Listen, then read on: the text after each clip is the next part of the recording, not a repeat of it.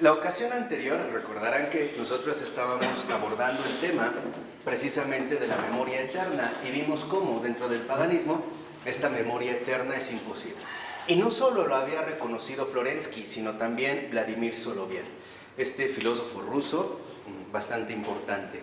Dice en la página 525, ahí es donde justamente nos quedamos la ocasión anterior, y también Soloviev reconocía, estoy desde el primer renglón, que la humanidad natural era incapaz de aportar a los difuntos una conmemoración eterna, y en ella el reposo en la finalidad de la creación. Y ya habíamos visto por qué. Porque incluso los que llevaban a cabo esta conmemoración de los difuntos, también en último término eran mortales. Y por mucho que ellos quisieran perpetuar este recuerdo, en algún u otro momento también iban a morir. Y lo que vamos a comentar a continuación son palabras de Vladimir Soloviev. Dice: ya en el culto pagano de los ancestros, el vínculo natural de la sucesión de las generaciones tendía hacia un significado espiritual y moral. Por la revelación del sentido absoluto de la vida en el cristianismo, se hizo posible la plena realización de este vínculo religioso con los ancestros. O sea, para Soloviev, el cristianismo es el que hizo posible una verdadera vinculación con los ancestros, un verdadero vínculo religioso. Dice: en lugar de ofrecer a los difuntos en los sacrificios un alimento material, como contrapartida del cual aquellos venían en ayuda de los vivos en las cosas de este mundo, se instituye una acción espiritual recíproca por la oración y los sacramentos.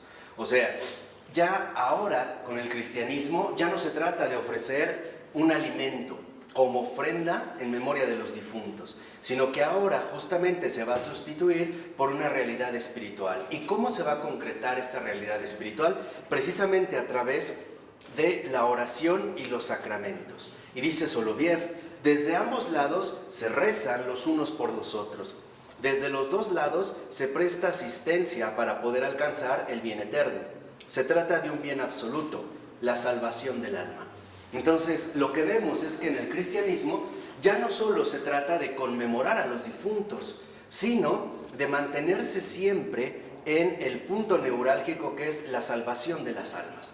¿Y cómo es que se va a llevar a cabo esta salvación de las almas? Precisamente a través de la oración y los sacramentos. Y cuando dice Soloviev que se realiza de ambos lados, es porque precisamente está considerando que los muertos no están en realidad muertos, sino que también pueden interceder por nosotros. Así como nosotros rezamos por los difuntos, también los difuntos precisamente interceden por nosotros, ya sea por la vía purgativa, ¿no?, en el caso de las almas del purgatorio, o bien en la comunión de los santos. A pesar de que ellos precisamente ya han entrado a formar parte de los difuntos, siguen orando por nosotros, siguen intercediendo por nosotros. De tal manera que entonces, dentro de esta imagen, para Soloviev, en el cristianismo el cielo y la tierra quedan hermanadas. Ya no es que solo en la vida se trata de recordar forzadamente a los ancestros o a los difuntos. Y aparte, los encargados de realizar esto también a su vez van a morir, ¿no? Sino que ahora hay una comunicación recíproca. Por eso dice, 4 renglones abajo, dice Soloviev: eterna memoria. Esto no quiere decir ciertamente que los hombres se acordarán sobre la tierra del difunto como de alguien que ha sido, pero que ya no es. En primer lugar, esto no le serviría de nada al difunto, y en segundo lugar, sería una cosa imposible, porque la humanidad terrestre misma no debe de esperar para sí una continuación eterna de su existencia temporal, si es que existe algún sentido en el mundo. Entonces, aquí lo que también reconoce Soloviev, y es también con algo que estaría profundamente de acuerdo Florensky, es que nosotros no reconocemos al difunto como alguien ya muerto y se acabó. En pocas palabras, el difunto para el cristiano no es un recuerdo. El difunto para el cristiano es simplemente un orden particular que nos conlleva a la eternidad misma, más allá y el más acá de nosotros. Nosotros, en pocas palabras, contribuimos en el tiempo, pero los que ya están más allá, ya están fuera del tiempo, pero también contribuyen desde la eternidad. Por eso, por ejemplo, es que también algunos santos han mencionado que las ánimas del purgatorio pueden rezar por los de la tierra, pero no por ellas mismas. ¿Por qué? Porque ya no hay tiempo. Ya su intercesión es para los que aún estamos en la tierra. De tal forma que entonces esta intercesión también tiene, por así decirlo, una repercusión en el tiempo. La oración que viene de más allá llega desde la eternidad. Y entonces el tiempo y la eternidad se conjugan de esta misma manera. Por eso dice Soloviev, y es muy importante, nosotros pedimos de Dios, no de los hombres, una conmemoración eterna. Es decir, pedimos que el difunto resida en el Espíritu eterno de Dios. O sea, lo que realmente hacemos nosotros los cristianos es pedir que sea Dios el que conserve en su eterna memoria, en su vida eterna, a este difunto. No lo pedimos nosotros. No es nuestro recuerdo el que resulta importante, sino que nosotros, cristianamente hablando, pedimos que sea Dios el que acoja en su eterna memoria, en su presencia viva, a este difunto. De tal manera que entonces nosotros no oramos por los muertos, oramos para que Dios acoja a los difuntos. Esta sería, digamos, lo que habíamos comentado en la ocasión anterior, la diferencia fundamental entre el paganismo y el cristianismo. El paganismo rinde culto a los muertos. El cristianismo rinde culto al Dios que es vida. O sea, que para el cristiano la muerte no tiene la última palabra. Y esto lo captó también muy bien Soloviev. 4 renglones abajo dice: la muerte por sí misma no es un reposo, y los difuntos en la humanidad natural pueden llamarse con más justeza difuntos sin reposo. O sea, no todo acaba con la muerte, sino que en realidad a partir de la muerte es que se va a dar lo que realmente resulte en este sentido importante. Será con la muerte cuando comience literalmente el desenlace final de las almas. Entonces, aquí es cuando vemos justamente la ampliación de nuestro horizonte, porque a veces nosotros decimos ingenuamente, vamos, paganamente, qué bueno que ya murió, ya está descansando, ¿no? Pero no, la muerte no es el descanso. Así lo dice, ¿no? Claro. Descansa en paz. ¿No? Pero pedimos descansa en paz, pero no decimos descansa en paz porque ya murió. Decimos descansa en paz porque Dios, ¿no?, lo acoja en su gloria. Entonces, esto es bien importante. Ya no podemos seguir nosotros pensando equivocadamente que con la muerte llega el descanso. La muerte es un tránsito, la muerte no es un fin. Por eso nosotros no podemos ya suponer que, bueno, ya murió, pues ya está descansando. No. El descanso que este difunto puede obtener únicamente le provendrá de Dios, no de la muerte. Por eso es que realizamos precisamente esta liturgia.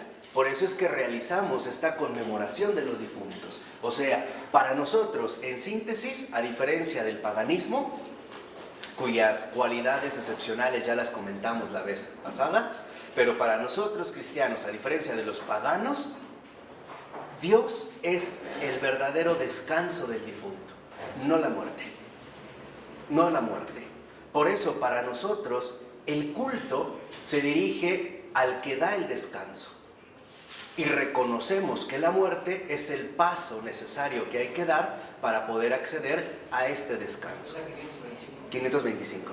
Por eso dice, igual ahí mismo a continuación, en los 2 últimos renglones, la quietud que pedimos para nuestros difuntos depende del recuerdo eterno que Dios les otorga. O sea, la muerte, en este sentido, no trae descanso a nadie. Es Dios el que da este descanso al difunto. Esto es lo que precisamente va a marcar la enorme diferencia entre el paganismo y el cristianismo. Acuérdense que para el pagano la muerte es lo último. Para nosotros no. Podríamos decir, la muerte es lo penúltimo. Porque para nosotros, más allá de la muerte, está la vida. Pero ya no es cualquier vida, es la vida eterna. La vida que precisamente ha vencido a la muerte. ¿De acuerdo? Por eso dice más o menos a la mitad de esta cita, el reposo eterno no es inactividad.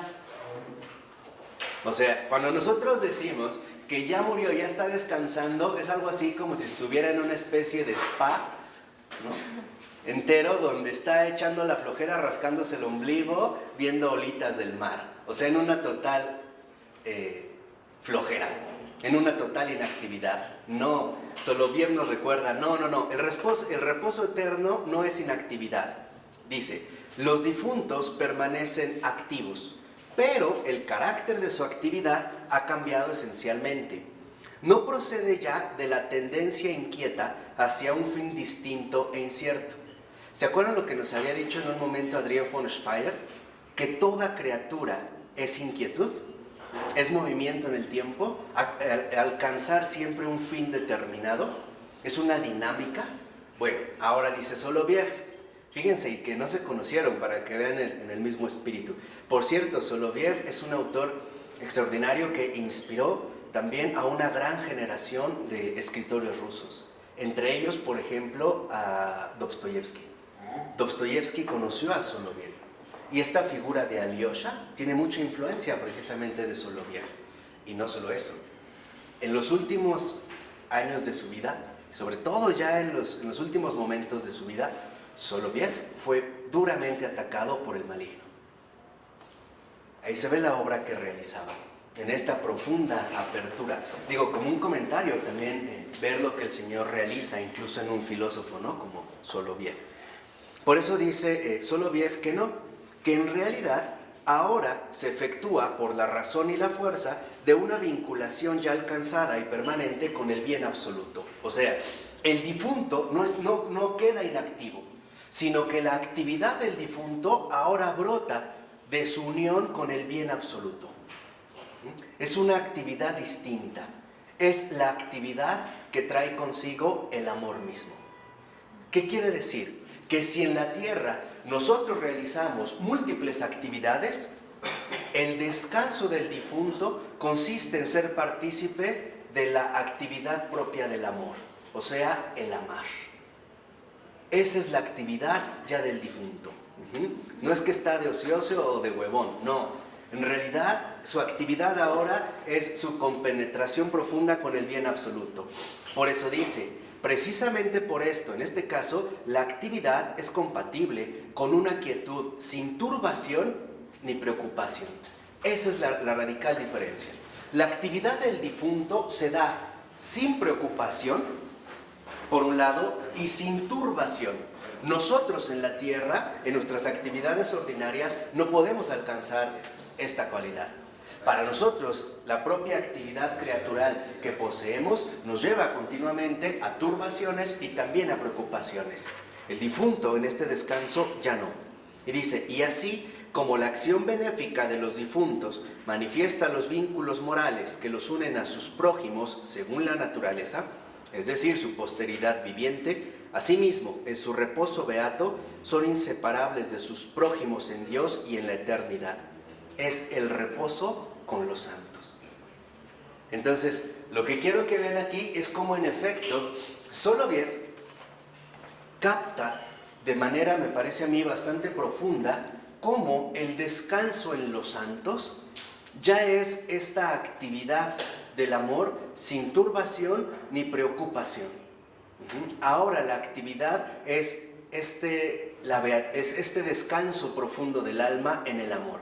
Y a esto precisamente se le llama beatitud, que es lo que también habíamos comentado en algún momento. Esto es alcanzar finalmente la beatitud.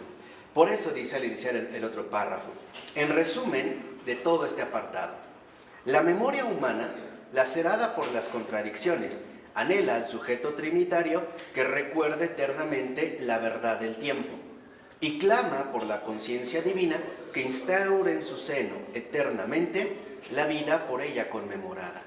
O sea, en síntesis, para nosotros, nuestra memoria no vence a la muerte.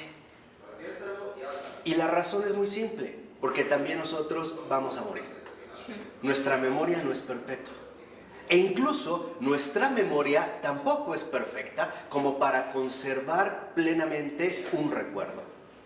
Tan es así que a veces, incluso cuando algunos sucesos particularmente relevantes de nuestra vida suceden, mientras más cercanos a nosotros, pareciera que el recuerdo está más vivo. Pero con el paso de los tiempos, o con el paso incluso de los años, el recuerdo como que se debilita. Incluso a veces pareciera que en efecto nuestra propia memoria muestra su incapacidad para conservar un recuerdo permanente y preciso, ¿no? Se va como difuminando. A veces hay momentos en los que en efecto, por mucho que queremos recordar a otra persona, a veces ya nuestra memoria no la capta, ¿no? A veces pareciera que en efecto para nosotros la vida en este sentido continúa. Por eso en el último renglón dice el texto que la eterna memoria es el amor que recuerda la vida. Ahí está la eterna memoria. O sea, lo que nosotros suplicamos es que sea Dios en su eterna memoria el amor que recuerde la vida, que los recuerde vivamente, que sea precisamente este recuerdo de Dios el que los mantenga en la vida, pero ya no en la vida tal y como nosotros la conocemos, sino que ahora sean aceptados, sean asumidos ya en la vida eterna. ¿De acuerdo? Aquí vemos literalmente estas profundas diferencias. Vamos a dejarla hasta aquí. En nombre del Padre, del Hijo y del Espíritu Santo. Amén.